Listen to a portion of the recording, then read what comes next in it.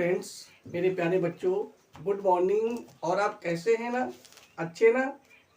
आज 30 जून है और छुट्टियों का आज आपका लास्ट डे है। कल एक नया दिन, नया सत्र 1 जुलाई शुरू होगा। आप लोग जरूर पढ़ने जाइए। और पहला दिन ये मत सोचिए कि अभी तो स्कूल खुलेगा ही खुलेगा, ऐसा कुछ नहीं है। कहते हैं अगर आपका शुरुआत अच्छी होती है तो विकास भी अच्छा होता है। इसलिए आप कल से जरूर स्कूल जाइए। आज अपने बैग कापी किताबें कंप्लीट कर लीजिए। और आप जहाँ भी पढ़ते हो, विद्यालय एक मंदिर होता है जहाँ हमें ज्ञान मिलता है। गुरु हमारे देवता के समान होते हैं जो हमें ज्ञान देते हैं। पिता ने हमें शरीर दिया, कुछ ज्ञान दिया, लेकिन गुरु जो है हमें जीवन का ज्ञान देता है जिसको हम लोग फॉलो करते हैं और आगे विकास करते हैं। तो आप कल विद्यालय जरूर जाइए और कल से ही पढ़ाई अपनी शुरू कर दीजिए। छुट्टियां समाप्त हो गई हैं, अब आप लोग जागिए और लगातार पढ़ते रहिए। और लगातार सीयू एजुकेशन फील्ड आपको निःशुल्क सेवा दे रहा है, आप इसका भी लाभ उठाइए। जहाँ से भी ज्ञान मिले आप उस ज्ञान को लीजिए और अपना विकास करिए, ठीक है ना? तो देखिए, आज हम लोग फिर से लेकर आए हैं महा रिवीजन, इंट्रोडक्टिव सेंटेंस से assertive sentence in one video. आज हम लोग पूरे नियम जो हमने 2-3 दिनों में पढ़े थे उन सब का निचोड़ पढ़ेंगे। उसे पॉइंट छोटा होता है, ज़्यादा विस्तार का नहीं होता है, लेकिन फिर भी हम लोग एक बार रिवाइज कर लेते हैं, क्योंकि कहते हैं कि जीवन के लिए अभ्यास बहुत जरूरी है। कोई काम हम लोग अभ्यास से करते हैं, कहते नहीं कि practice makes a man perfect. अभ्यास आदमी को पूर्ण बनाता है। कोई भी कार्य, घर में महिलाएं होती हैं, लड़कियां होती हैं, वो पर डे खाना बनाती हैं तो उन्हें खाना बनाने का अभ्यास हो जाता है। और कोई महिला, कोई लड़की एक दिन खाना बनाए फिर 15 दिन ना बनाए तो वो भूल सकती है। इसलिए आपको अभ्यास करना है, कंटिन्यू पढ़ाई करना है, जिससे आपके माइंड में वो चीज़ बिल्कुल सेट हो जाए। तो आज हम लोग पढ़ेंगे। हम लोग पढ़ चुके हैं, आपको पता है, इससे पहले पढ़ चुके हैं हम लोग कि इंट्रोडक्टिव सेंटेंस क्या होते हैं। हमने को बताया था कि जिन वाक्यों में प्रश्न पूछा जाए या किसी के बारे में जानकारी प्राप्त की जाए, जैसे तुम्हारा क्या नाम है, आप कहाँ रहते हो, आप क्या खाते हो, आप क्या पढ़ते हो, इस तरह का किसी के बारे में जानकारी प्राप्त की जाए या प्रश्न पूछा जाए, या जिनमें क्वेश्चन वर्ड दिए हों। क्या दिए हो? क्वेश्चन वर्ड क्या होते हैं आपको हमने बताया था। ये आपके क्वेश्चन वर्ड है। कौन कौन से क्वेश्चन वर्ड आपके हैं आपको हम बता चुके हैं। कुछ नेगेटिव वर्ड होते हैं, जहां पे नेगेटिव वर्ड दिए होते हैं वो नेगेटिव सेंटेंस होता है।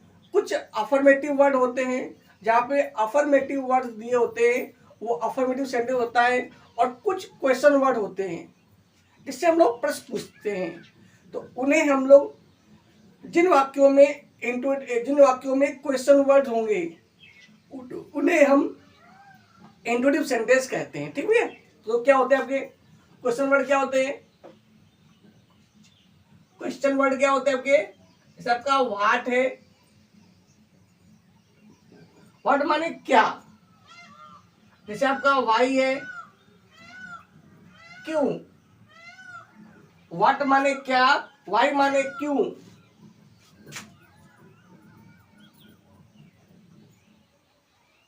व्हेन कब। वेयर कहाँ। हाउ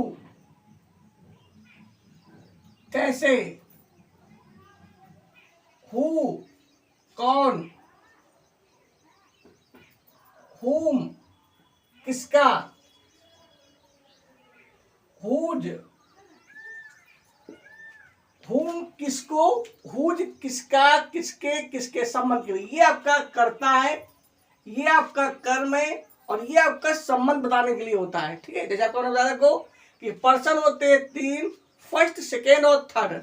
फर्स्ट पर्सन होते हैं आई, माई, मी। तो आई करता है, माई संबंध बताने के लिए, और मी आपका कर्म है। वी आवर अस, तो वी आपका कर्ता है, आवर संबंध बताने के लिए, और अस आपका कर्म है। आई माई मी वी आवर अस ये आपके फर्स्ट पर्सन होते हैं, और यू योर यू ये आपके सेकेंड पर्सन होते हैं। यू आपका कर्ता है, योर आपका संबंध के लिए, और यू कर्म है। ठीक है, अगर वाक्य पहले दिया हो तो उसे हम कर्ता कहते हैं, और मुख्य क्रिया के बाद दिया हो तो उसे हम कर्म बोलते हैं। ठीक है, डरना हमेशा कर्ता। हाँ, जब वाक्य पैसिव वॉइस होता है तो ये उल्टा हो जाता है। ठीक है, चलिए, तो व्हाट माने क्या, वाई माने क्यों, वेन माने कब, वेयर माने कहाँ, हाउ माने कैसे, हु माने कौन, हु माने किसको, और हुज माने किसका, किसके, किसके, किसका, किसकी, किसके। ठीक है, अगला होता है आपका विच। विच माने होता है कौन सा, कौन सी, कौन से, और एक आपका होता है और हाउ मैनी, हाउ मैनी कितना, कितनी, कितने, जहां पे संख्या हो जिनको हम गिन सकें, और एक आपका होता है हाउ मच।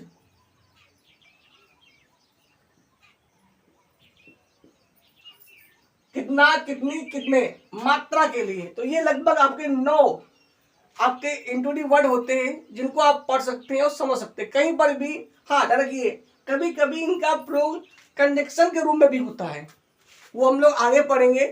ठीक है, तो आप डरिए नहीं, अभी हम लोग इनको क्वेश्चन वर्ड के रूप में प्रयोग करते हैं। कि जिस प्रकार एक आदमी का कई जगह प्रयोग होता है, कई उसके संबंध होते हैं, कभी वो पिता होता है, कभी वो पुत्र होता है, कहीं वो दामाद होता है, कहीं वो प्रिंसिपल होता है, तो कहीं टीचर होता है, कहीं कुछ अलग अलग होता है ना, स्थिति के हिसाब से। तो ऐसे शब्द का भी ऐसा नहीं कि एक सब क्वेश्चन वर्ड ही होते हैं। अभी यहाँ पे ये क्वेश्चन वर्ड है, आगे हम लोग पढ़ेंगे तो इनका प्रयोग हम पढ़ेंगे कंजक्शन के रूप में, जब दो वाक्यों को ये जोड़ेंगे आपस में तो ये हो जाते हैं क्वेश्चन वर्ड। और देखिए अभी और हम लोग पढ़ेंगे, ये क्वेश्चन वर्ड भी होते हैं और ये आपके असर्टिव वर्ड में भी यूज होते हैं।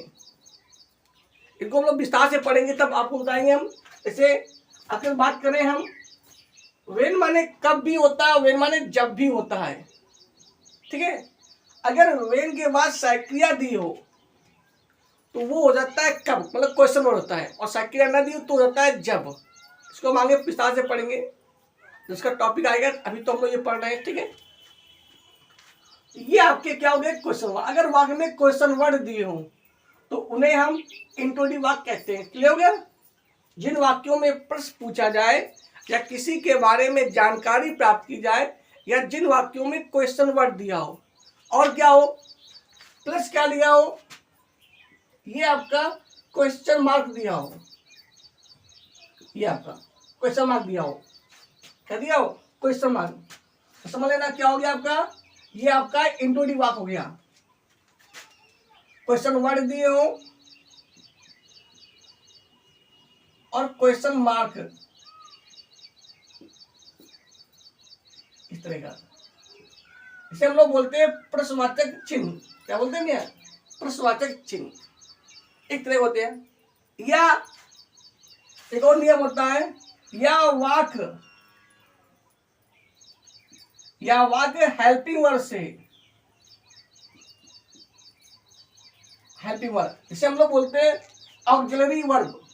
ये होती है दो, एक प्राइमरी हेल्पिंग वर्ब और एक आपका होता है मॉडल हेल्पिंग वर्ब। तो कोई भी दी हो, चाहे हेल्पिंग वर्ब दी हो, इसे हम लोग बोलते हैं primary helping verb, helping verb हो या मॉडल हेल्पिंग वर्ब हो।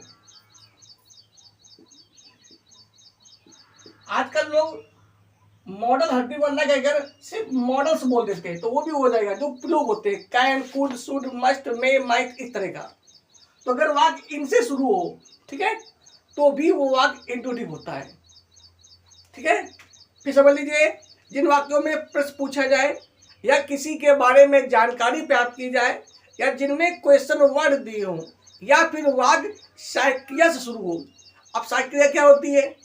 जैसे हमने बताया आपको, डू डैट पहला टेंस, प्रेजेंट इंडिफरेंट टेंस। दूसरा आपका होता है is am are, present continuous tense. तीसरा आपका होता है हैज और हैव, प्रेजेंट परफेक्ट टेंस। चौथा आपका होता है हैज बीन और have been, present perfect continuous tense. अगला आपका होता है पास्ट इंडिफरेंट टेंस, डिड।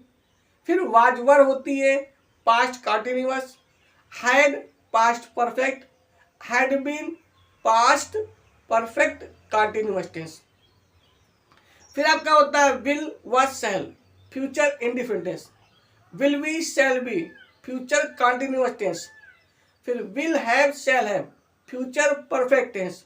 और फिर will have been shall have been, future perfect continuous tense. तो ये कोई सहायक क्रियाएं दी हो मतलब वाक्य के पहले, तो समझ लेना कि वाक्य इंट्रोडिव हो गया, क्लियर हो गया। या कोई प्रयोग, जैसे हम लोग बोलते हैं मॉडल वर्ब, जैसे can, could, should, must, may, might, begin to, about to, ऐसे कोई भी दी हो, या वी के रूप इज ए मार, इससे कोई भी शुरू हो तो वो वही वाक्य इंट्रोडक्टिव सेंटेंस होता है। और लास्ट में क्या लगा होता है कभी यार? क्वेश्चन मार्क लगा होता है। ध्यान रखना, क्या लगा होता है? क्वेश्चन मार्क लगा होता है। ठीक है, चलिए अब क्या होता है? असर्टिव वाक्य क्या होते हैं? तो आपको हमने पढ़ाया था कि जब हम मतलब जिन वाक्यों में काम का होना या ना होना पाया जाए, जिन वाक्यों में काम का होना या ना होना पाया जाए, या किसी के गुण अवगुण स्थिति या संबंध के बारे में बताया जाए, तो उसे हम असर्टिव सेंटेंस कहते हैं।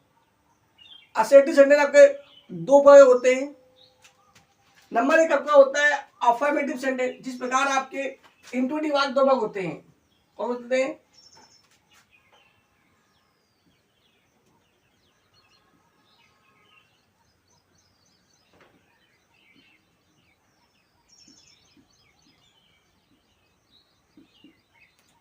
Introductive sentence. नंबर एक होता है आपका हेल्पिंग वर्ब से स्टार्ट, हेल्पिंग वर्ब या modal verb, model helping verb से, मॉडल हेल्पिंग वर्ब से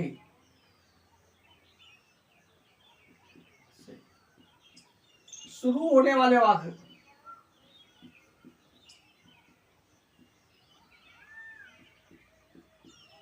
ठीक है भाई। और लास्ट में क्या लगाओ? आपका क्वेश्चन मार्क लगाओ। ठीक है, अगला क्या होता है? नंबर दो का होता है क्वेश्चन वर्ड से, क्वेश्चन वर्ड्स से शुरू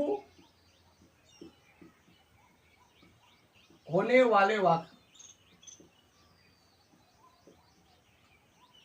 ठीक है, इनके लास्ट में भी क्या लगा होता है? Question mark. ठीक है, तो ध्यान रखिए कि कहीं पर भी दोनों में क्वेश्चन मार्क जरूर लगा होता है। ठीक है, क्वेश्चन मार्क जरूर लगा होता है। ध्यान रखिए आप लोग। ओके, कोई दिक्कत?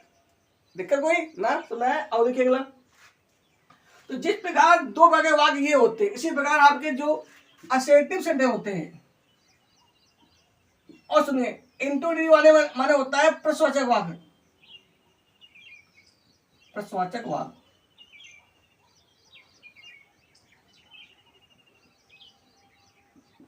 ठीक है, असर्टिव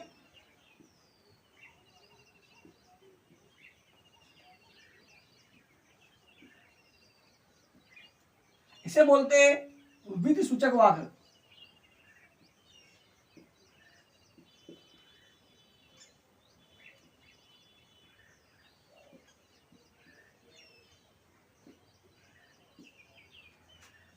असर्टिव सेंटेंस माने विधि सूचक वाक्य। ठीक है, ये भी दो भाग होते हैं आपके। नंबर एक होता है आपका अफर्मेटिव सेंटेंस।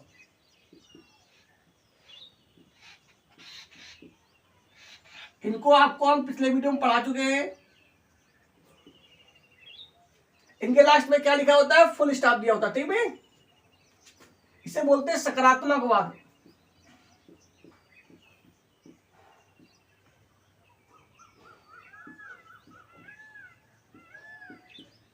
ठीक है, जिनमें काम का होना पाया जाए या किसी के गुण अवगुण स्थिति या संबंध के बारे में बताया जाए तो उसे हम लोग बोलते हैं अफर्मेटिव सेंटेंस। ठीक है, दूसरा क्या होता है आपका,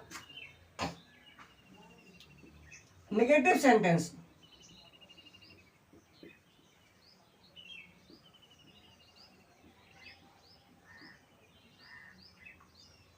इसे हम लोग बोलते हैं नकारात्मक वाक्य।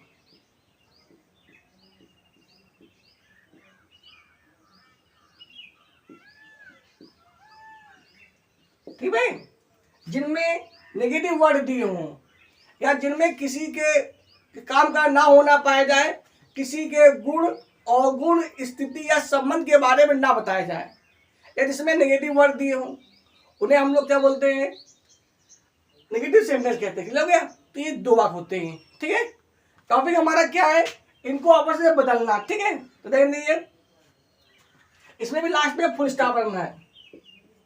ध्यान रखिए, जब भी आप इस मतलब जब भी आप इंट्रोडक्टिव सेंटेंस से असर्टिव सेंटेंस बनाएंगे तो दोनों का जो भी कोई वाक्य हो क्वेश्चन वर्ड हटा देंगे और लास्ट में फुल स्टॉप देंगे।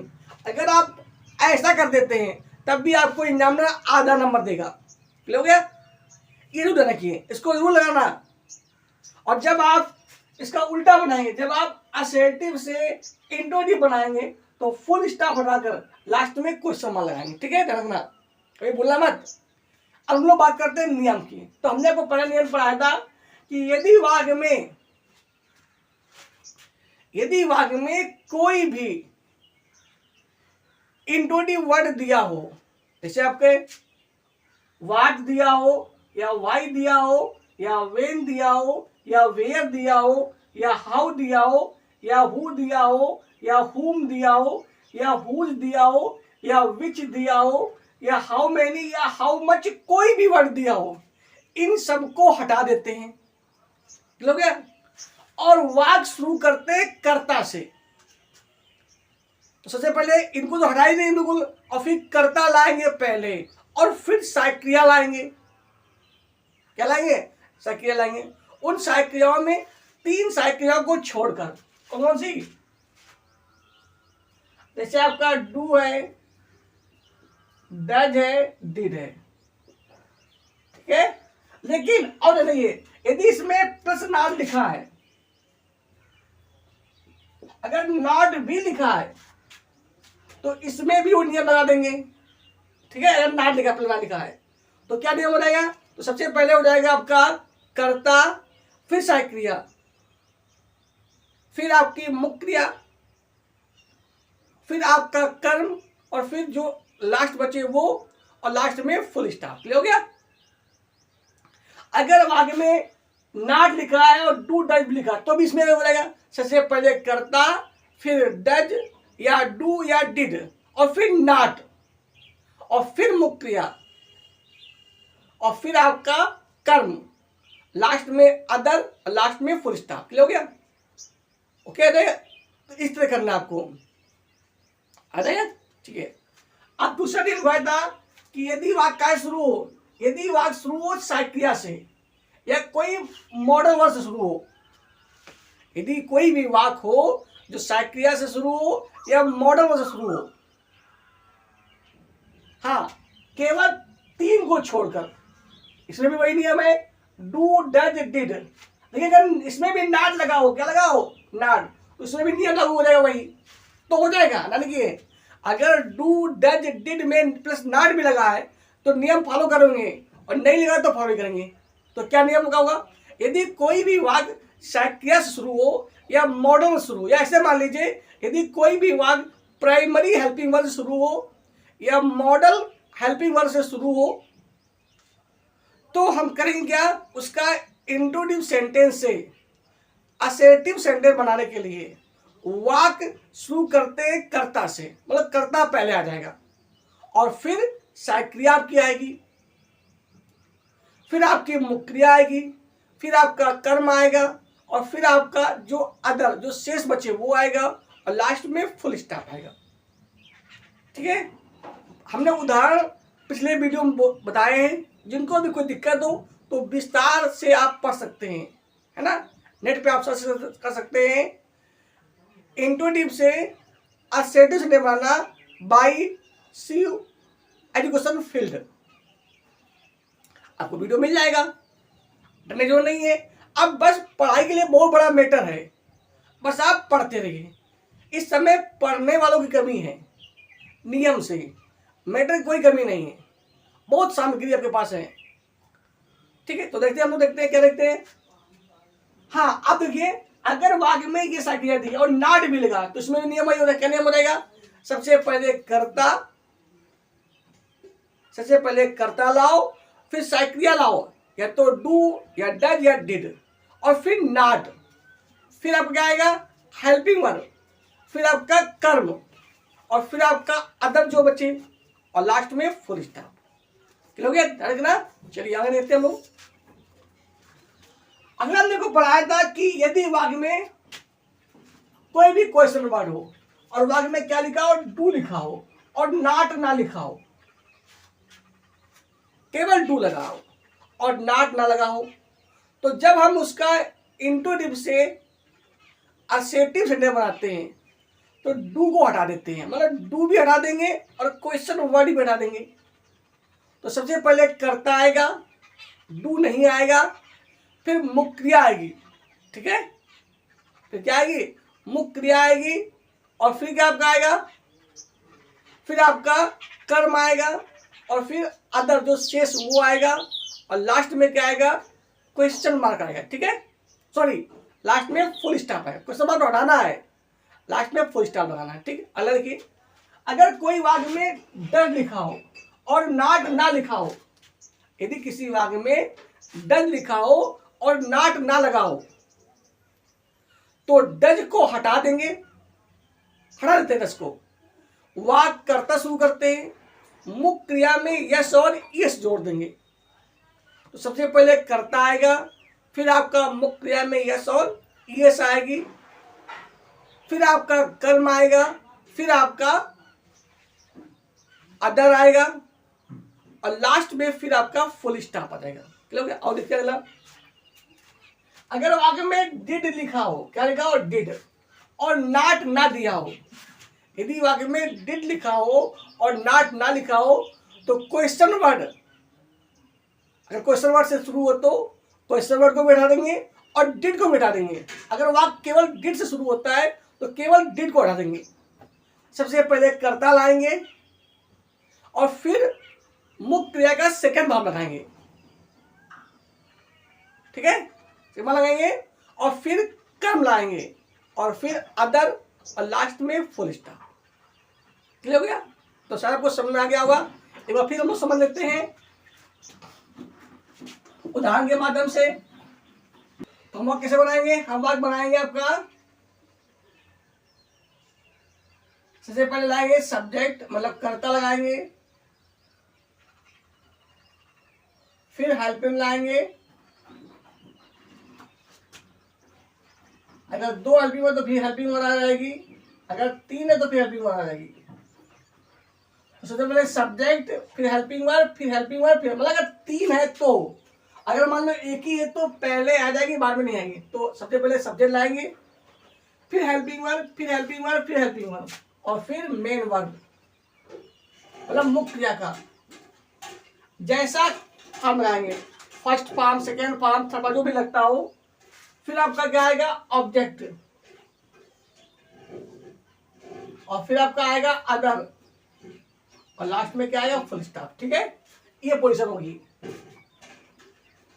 ये चाहे आपके हेल्पिंग वर्ड वाले हो और चाहे क्वेश्चन वर्ड वाले हो, सबका रूल्स यही रहेगा। ठीक है, कौन सा नियम क्या है? चाहे कोई क्वेश्चन वर्ड वाले हो चाहे हेल्पिंग वर्ड वाले हो, चाहे आपके क्वेश्चन वर्ड वाले हो या हेल्पिंग वर्ड,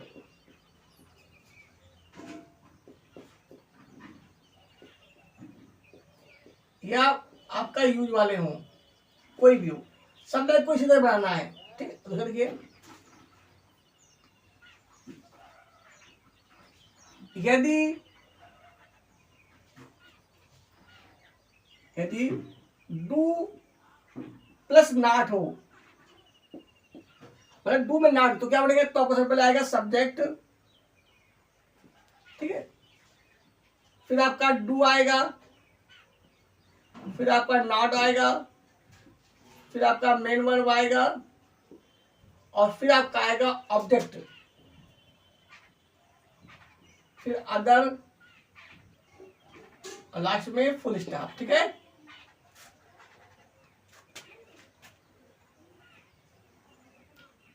यदि वाक्य में डज प्लस नॉट हो तो क्या है?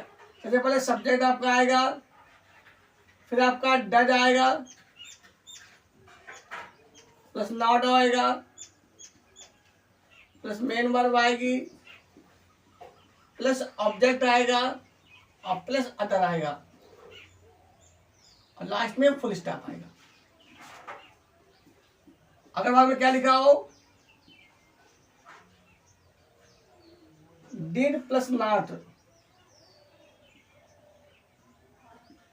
इसका भी वही नियम हो जाएगा। सबसे पहले सब्जेक्ट आएगा, फिर आपका डिड आएगा, फिर आपका नॉट आएगा, फिर आपका मेन वर्ब,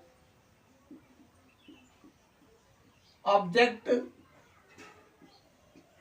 अदर, लास्ट में फुल स्टॉप, ठीक है। हाँ, ये मैं पास देखिए, अगर केवल डन लिखा हो, केवल लिखा हो डू, और नॉट ना दिया हो,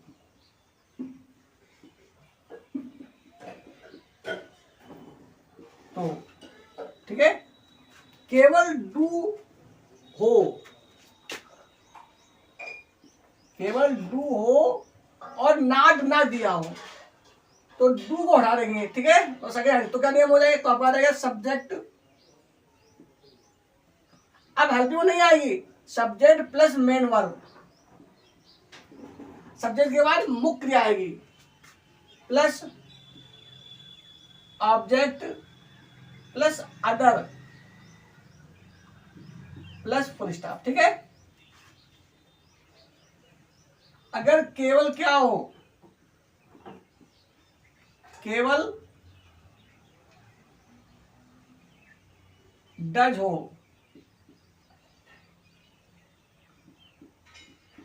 और नॉट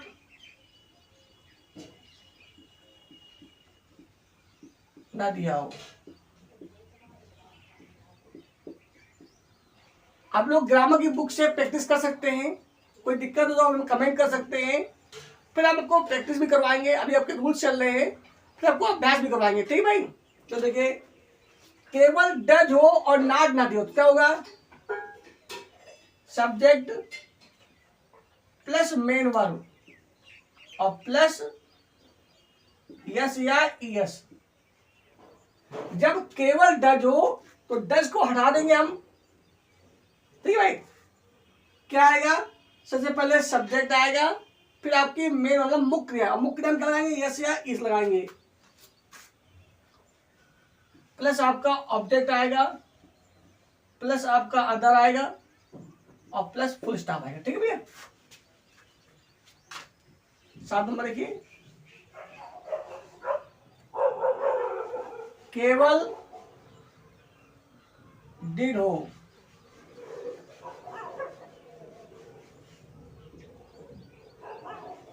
और केवल डिड हो और नॉट ना दिया हो, और केवल डिड हो नॉट ना दिया हो तो क्या होगा? तो उसमें भी वही है, सब्जेक्ट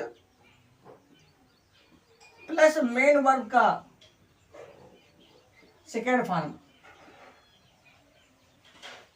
यहां पर भी डिड हटा देते, सब्जेक्ट प्लस मेन वर्ब का second form plus object plus other और लास्ट में फुल स्टॉप। ठीक है, फुल स्टॉप सब लगाना, ठीक है ना। तो ये आपके नियम थे। जिन्होंने भी विस्तार से नियम ना पढ़े हो तो वो हमारे चैनल CU एजुकेशन फील्ड को आप YouTube में सर्च कर लेंगे और विस्तार से पढ़ लेंगे। आपके पढ़ने के लिए, आपकी सुविधा के लिए हमने प्रयास किया है। आप 3 तरीके से पढ़ सकते हैं। नंबर 1, पोस्ट में पूरे आपके नोट्स लिखे हुए हैं। आप क्रम बाय क्रम अपनी क्लास के अकॉर्डिंग कक्षा 4 से लेकर आपको कक्षा 12 तक मैटर हमने कंटेंट दिया है। आप अपनी क्लास के अकॉर्डिंग आप पढ़ सकते हैं। फिर हमने आपको शॉर्ट वीडियो में भी दिए हैं, उसमें भी आपको रूल्स लिखे आप पढ़ सकते हो और फिर वीडियो को पढ़ा रहे हैं। ठीक है भैया, आप डरिए नहीं, बस आप जुड़े रहिए, अपने नोट्स तैयार करते रहिए। आपको कक्षा में फर्स्ट आना है। इंग्लिश में कोई दिक्कत नहीं आनी है। लक्ष्य हमारा है कि हर बच्चों को इंग्लिश में 100 में 100 नंबर आने चाहिए। अगर कोशिश करें क्यों नहीं आएंगे?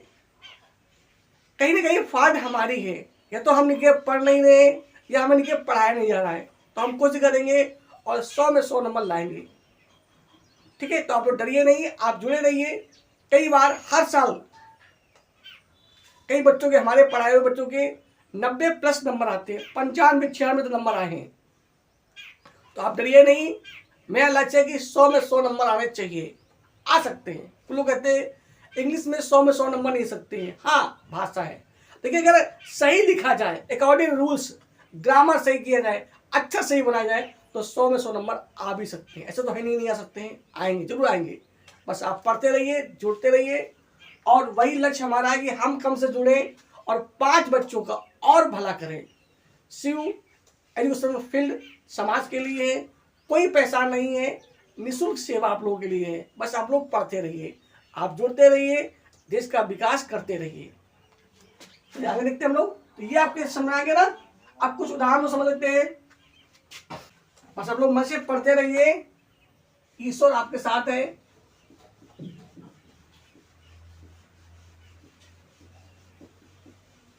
आप अपने मन में एक ईश्वर बनाइए, एक परमात्मा को बनाइए जो भी आपको अच्छा लगे, और हमेशा उससे बात किया करो कि क्या गलत और क्या सही, वो हमें सत्य मार्ग पर ले जाए। क्योंकि दुनिया में बहुत से मार्ग हैं, हम नादान हैं, भटक ही जाते हैं। तो अगर ईश्वर कृपा रहेगी तो हम भटकने से बचेंगे। देखते हैं हम लोग।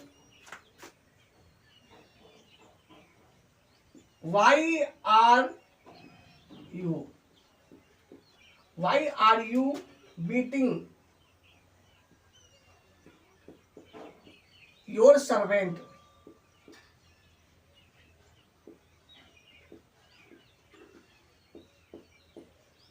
देखिए, ये वाक्य वाई से शुरू हुआ है, तो वाई तो बिल्कुल हटा देंगे। लास्ट में क्वेश्चन मार्क लगाए, उसको भी हटा देंगे। अब सबसे पहले लाएंगे कर्ता। कर्ता क्या है हमारा? यू। सबसे पहले आपका यू आएगा। इसमें नाट नहीं लगा है, लेकिन इसमें लगा है आर, तो हम आर को नहीं हटाते हैं। अगर जब नाट ना लगा हो तो केवल 3 साइकिल हटाते हैं, या तो डू को हटाते हैं, या डज को, या डिड को, बाकी नहीं हटाते। ठीक है, तो you are beating your servant.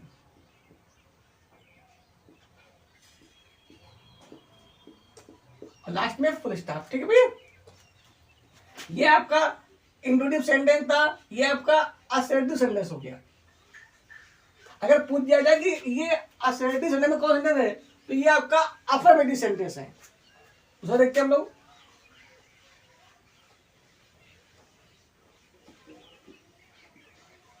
How did Ram not how did Ram not go to Rura? ठीक है भैया, लास्ट में क्वेश्चन मार्क है। तो यहाँ पे हाउ लिखा ना, तो हाउ तो बिल्कुल हट ही जाएगा। अब तो यहाँ पे डिड लगा है, लेकिन नाट भी लगा है, तो डिड को नहीं हटाएंगे। अगर नाट ना लगा होता तो हटा देते हैं। तो क्या बनेगा ये, सबसे पहले लाइए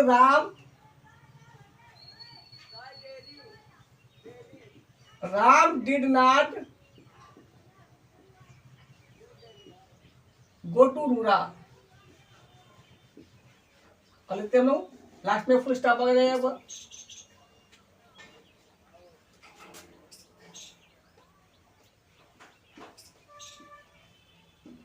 हरी sorry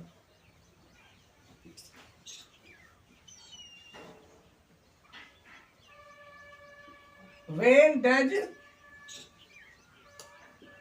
Hari when does Hari write a letter,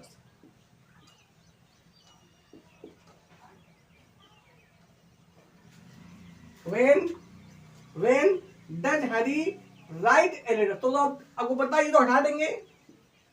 सबसे पहले आता है हरी,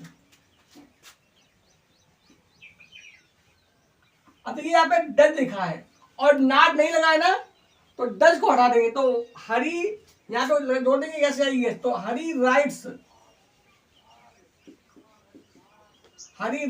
अ लेटर। ध्यान रखिए, 3 साइक्रियाएं ऐसी हैं जिनमें अगर नाट ना लगाओ तो उनको हटा देते हैं। नंबर 1 डू, डज और डिड। डू को हटाकर कुड नहीं लगाते हैं, पर जब हम डज को हटाएंगे तो मुख्य क्रिया में यस और इस लगा देते हैं, और जब डिड को हटाएंगे तो मुख्य क्रिया का सेकंड फॉर्म लगाएंगे। ठीक है, बाकी कुड नहीं लगाना है। अगला देखते हैं हम लोग,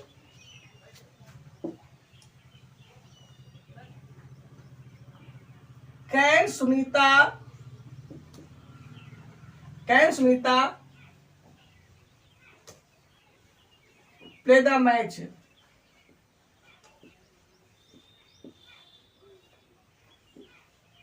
देखिए आज साइकिल से शुरू हुआ के, तो सबसे पहले करता लगी सुनीता लगी, क्या बनेगा सुनीता, फिर can, Sunita can play the match. Sunita can play the match. अगला देखिए,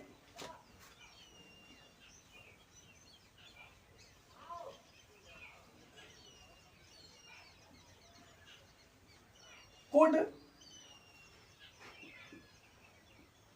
Meera help you.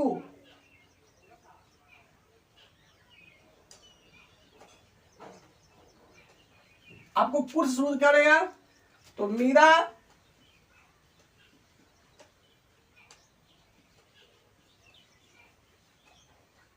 Help you, Meera help you. अगला देखिए,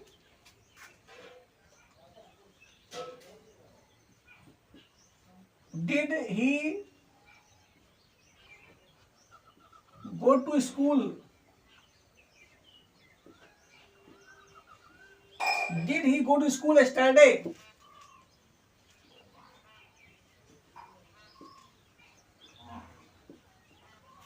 did he go to school yesterday। तो ध्यान, यहाँ पे डिड लगा है और नॉट नहीं लगा ना, तो डिड को हटा देंगे, क्या बनेगा आपका ही, और कौन फॉर्म आएगा मुख्य क्रिया का सेकंड फॉर्म, तो he went to school, he went to school yesterday।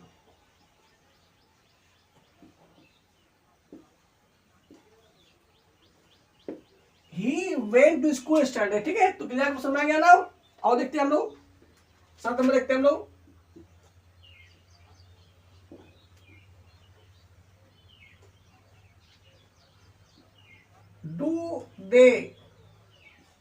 Do they see the film, do they see the film today. Last में क्वेश्चन, अब देखो यहाँ पे केवल डू लिखा है और नॉट नहीं है, क्या बनेगा मतलब, तो डू आपका हट जाएगा, क्या बनेगा, तो बन जाएगा they see the film today. Last में फुल स्टॉप देखिए,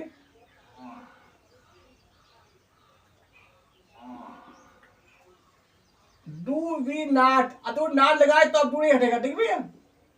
तो do we not drive a car, do we not है तो क्या बनेगा, तो पहले से पहले आ जाएगा वी, फिर do not drive a car, तो we do not drive a car. अगला देखिए,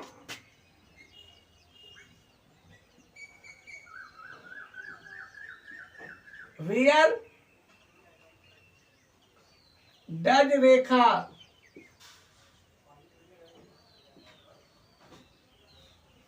वेयर डज रेखा लिव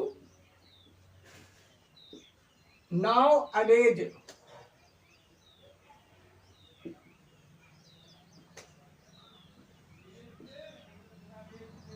मतलब आजकल रेखा कहाँ रहती है, उसमें क्या लिखा है, इसमें यानी तो वेयर डज रेखा नॉट, ठीक है, where does Rekha not live nowadays, तो क्या बनेगा आपका, तो बन जाएगा आपका रेखा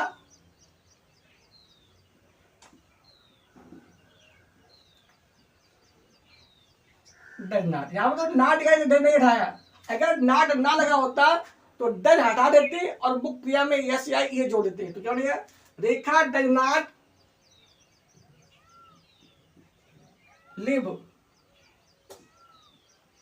नाउ अडेज, लास्ट में full stop.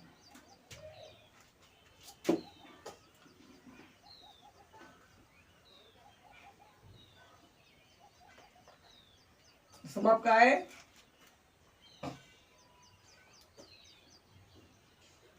May Ram not, may not Ram help you,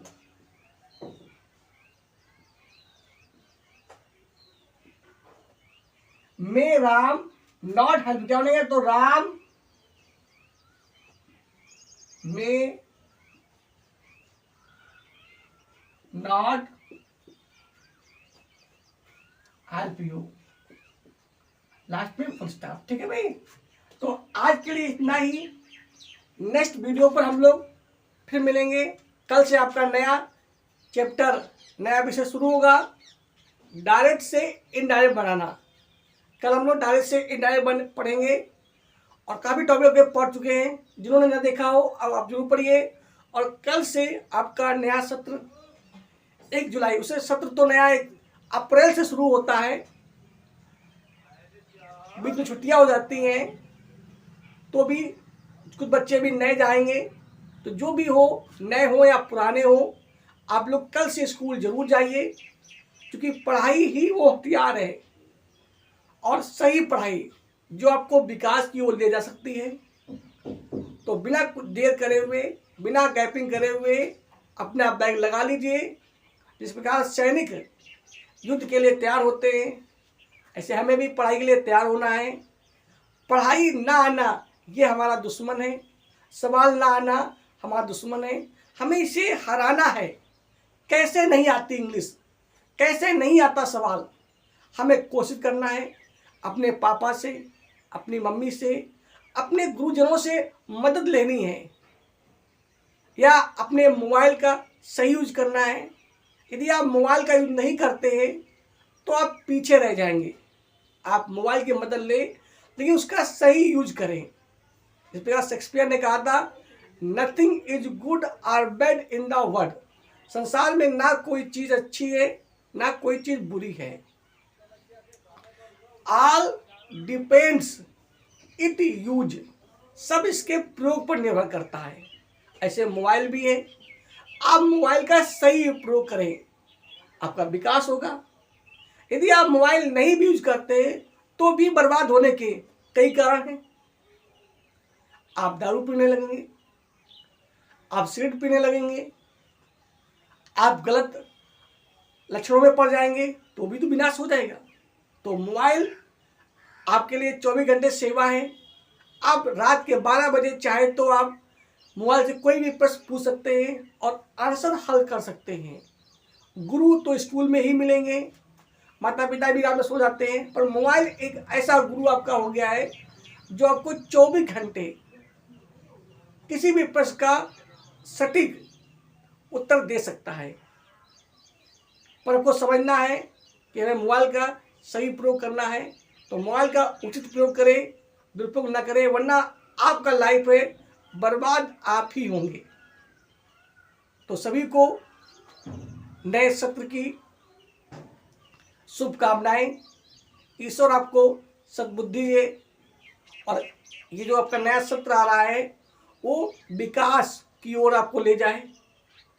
आपका विकास चौमुखी विकास हो, चारों दिशाओं से विकास आपका हो।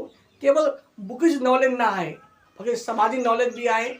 मम्मी क्या होती है, पिता क्या होता है, गुरु क्या है, उसका हमारे जीवन में क्या महत्व है, इन सबको भी जानें। बहन क्या है, भाई क्या है, इन सबको जानने का प्रयास करें। तो आज के लिए इतना ही। नेक्स्ट वीडियो पर हम लोग फिर मिलेंगे नए टॉपिक के साथ। तो जय हिंद, जय भारत।